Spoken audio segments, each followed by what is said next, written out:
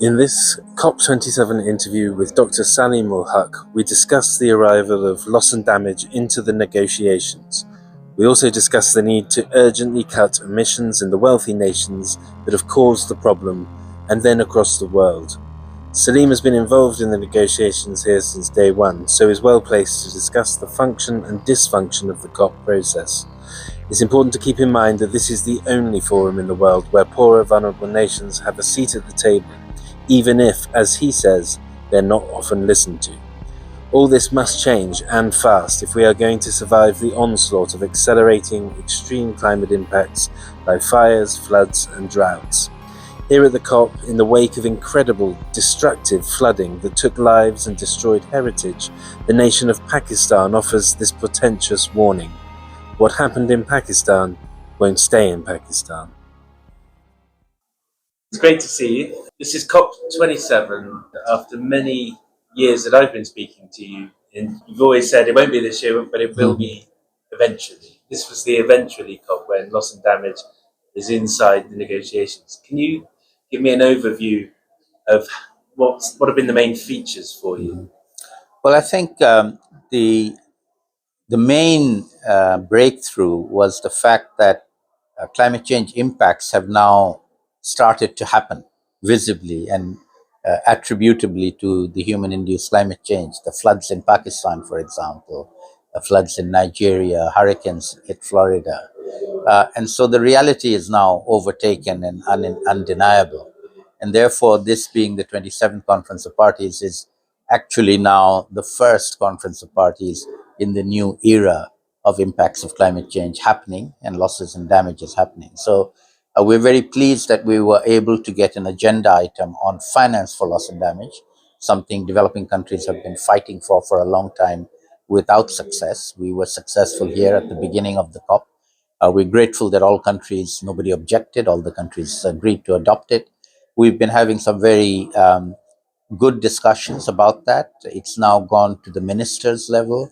The minister from Germany, Jennifer Morgan, and the minister from Chile, Maisa, are in charge of talking to other ministers and trying to get a decision.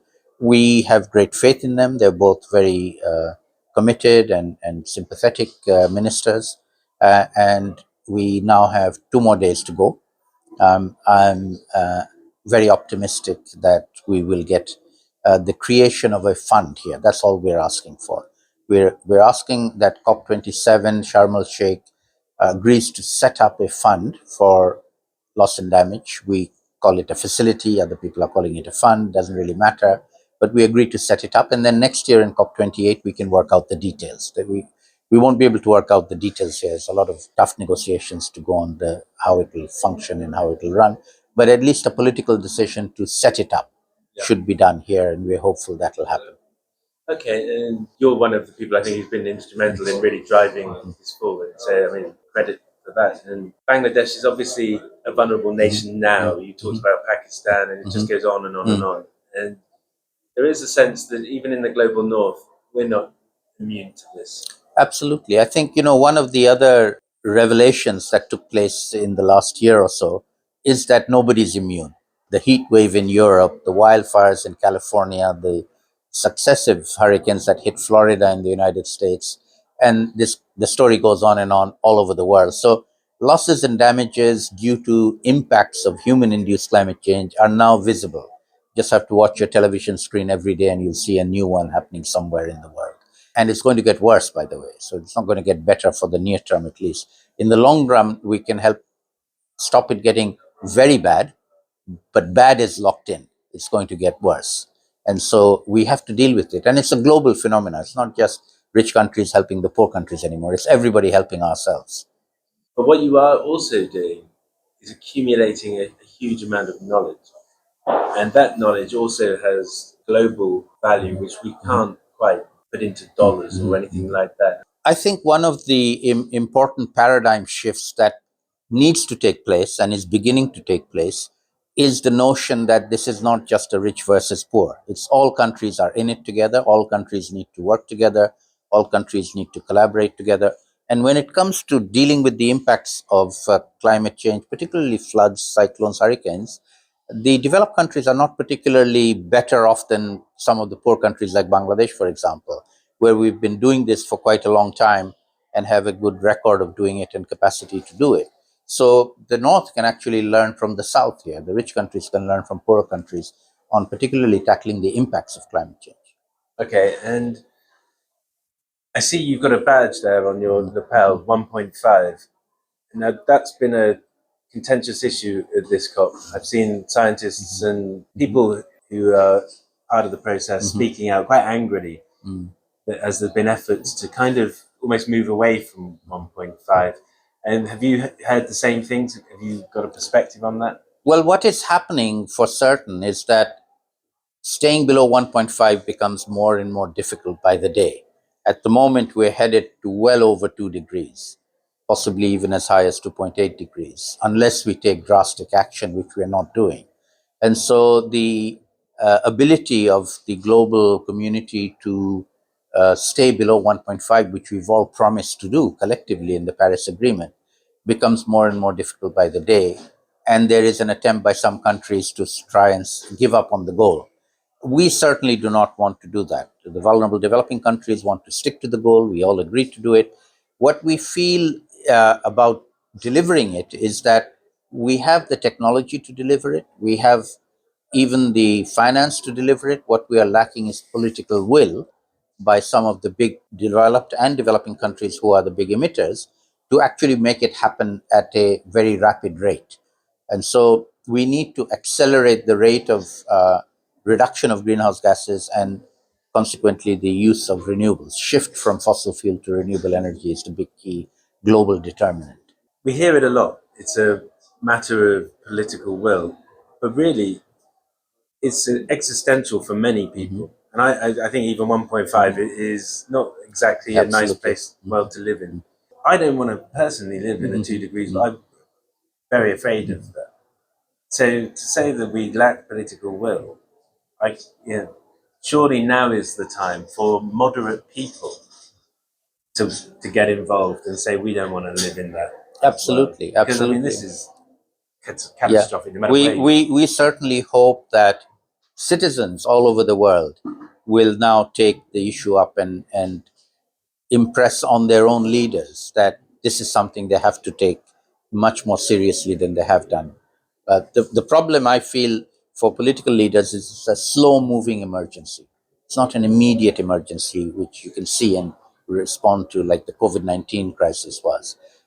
And therefore, it's more difficult to raise the political will to deal with it. But unless we do, then we are heading for catastrophe. All countries, including the developed countries, yourselves. And hopefully they'll realize that and do something about it. We've got a huge fossil fuel lobby in this COP. That seems pretty wrong to start with. Do you feel that if those lobbyists who are actually derailing the process or trying to, if they succeed, then when we start talking about loss and damage, okay, we're kind of committing us to a lot more loss and damage, so it makes it more realistic that it'll happen. But at the same time, we're committing to things we can't really adapt to. Now, how can we trust them to put money into a fund if they won't honour the things they agreed in Paris? Well, I think, we have to call out the fossil fuel industry as a whole. They have been undermining this process from the very beginning, and they've been able to do that with the help of a certain number of governments with whom they are in very close collusion. We need to call them out. They can no longer be given benefit of the doubt. They talk all greenwashing. They don't do anything. In fact, they try to prevent actions.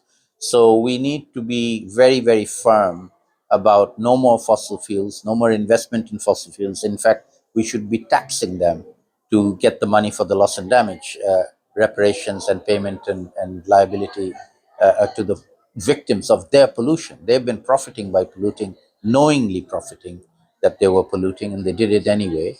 They need to be held to account. And as the COP process moves forward, people from the global north in wealthy countries can also say, oh, the COP's a load of rubbish. I don't want to go to the COP anymore. They never achieve anything. But people in the global south, they don't really have another forum to go and fight their case. I know you just outlined a vision. What could we do to make this so much more robust and effective and agile to meet the challenge? So there are two aspects to this annual jamboree event that we have every year. One of them is the core negotiations between countries. There are maybe a few thousand negotiators who come for that. And from our point of view, speaking now on behalf of the vulnerable countries, this is the only forum where we have a seat at the table to talk to the big guys. You know, in the Security Council, we don't have a seat. In the G7, we don't have a seat. Even in the G20, we don't have a seat.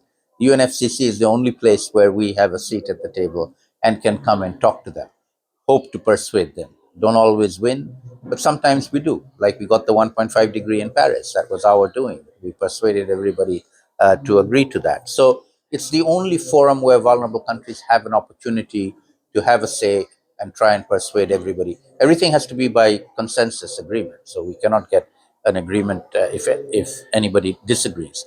But nevertheless, we can do that. And then there's a second part of the COP, which has now grown to many tens of thousands. I hear we may be hitting 40,000 here in Sharm el Sheikh. And those extra tens of thousands are not negotiators. They are people who come and you'll see around here in the pavilions and the side events, scientists, youth groups, very active, NGOs, subnational governments like Scotland and others, uh, many different groups having companies, many different companies, having meetings and talking about doing things. And I distinguish between the two COPs. The negotiating COP I call the talking COP, and they're still talking. We won't know what they talked about till the very end. And the action COP, which is where we're sitting right now here. There are thousands of people here who are talking to each other, working together. And the difference between the two is that in the talking COP, you need a consensus. Without consensus, you can't move forward. In the action COP, you don't need a consensus. All you need is allies. Anybody who wants to join can join and decide to do something. And there are many different, what we call coalitions of action on forestry, on coal phase out, on adaptation, on loss and damage. Many of us are parts of these coalitions of action. And what we do here is meet with fellow activists or fellow scientists or fellow parliamentarians, big parliamentarians group, to take action together to fulfill the commitments in the Paris Agreement. The way I see the Paris Agreement is that we needed governments to agree, which they did, but we don't need them alone to implement it. All of us can implement it. And what I see in the action COP here with the tens of thousands of people who are here in Sharm is the action part of the Paris Agreement. People are doing things. Not enough. We need to do a lot more, but we are not sitting idle. People are doing things, and that gives me hope. Okay. But is there a risk, do you think, that sometimes there's a certain element of pomp to the COP? Do you think sometimes that can distract from those talks that are going on behind closed doors, or do you think they add pressure to it? What's the relationship? I think we add pressure to the talks going on behind closed doors. Certainly for the more democratic governments who have to listen to their citizens.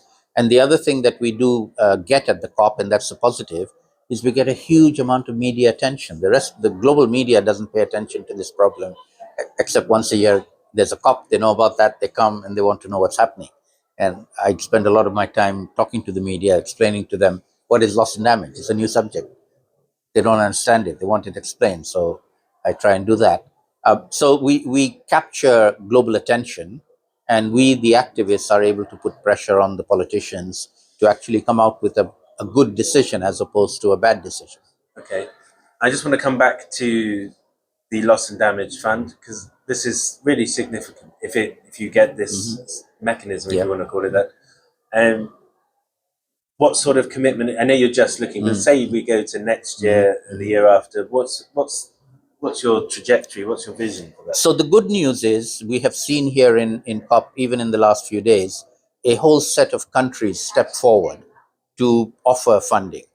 New Zealand, Belgium, Austria, Denmark, the first. Denmark was the first. Germany. So there's about a dozen countries who have offered sums in the tens of millions, adding up to several hundred million. But they've offered them in separate tracks. So they will do stuff with that money. They said it'll be for loss and damage. What we are asking for here is a collective action, collective vision.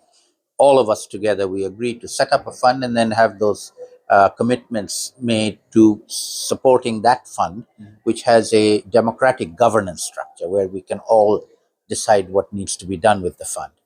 It will take a bit of time to work out that structure. How do we set it up? How do we run it? So we're not asking for that here. All we're asking for here is a political commitment to have such a fund. And then next year in COP28 in Dubai, we can come back with ideas on how to shape it, how to work on it, how much money would be needed, where the money might come from, and then who would be eligible to get the money. All very legitimate questions that we will need to grapple with and come up with answers for. But it shouldn't be too difficult to do that. Do you think this kind of adds the importance of this holding to 1.5 and getting everybody to? It may look difficult, but radical change needs to happen if we're going to make this. Absolutely. So the point we're making is that this is absolutely the amount of loss and damage we suffer collectively around the world is absolutely linked to mitigation. 1.5 degrees is itself going to cause a lot of damage. At 1.1, we're already seeing damage. 1.51 will add more. 1.52 will add more. So every fraction counts. And we need to be holding it as much as possible to the 1.5 to prevent the huge losses and damages that we are now facing and we know we will continue to face. So it's not doing enough on the mitigation that will open us up to huge costs to pay on the loss and damage side. So to minimize that, we need to focus on the mitigation. Okay, and this is of course an issue for everyone. So thank That's you right. very much. It's been You're great to welcome. speak to you. Great. Good talking to you.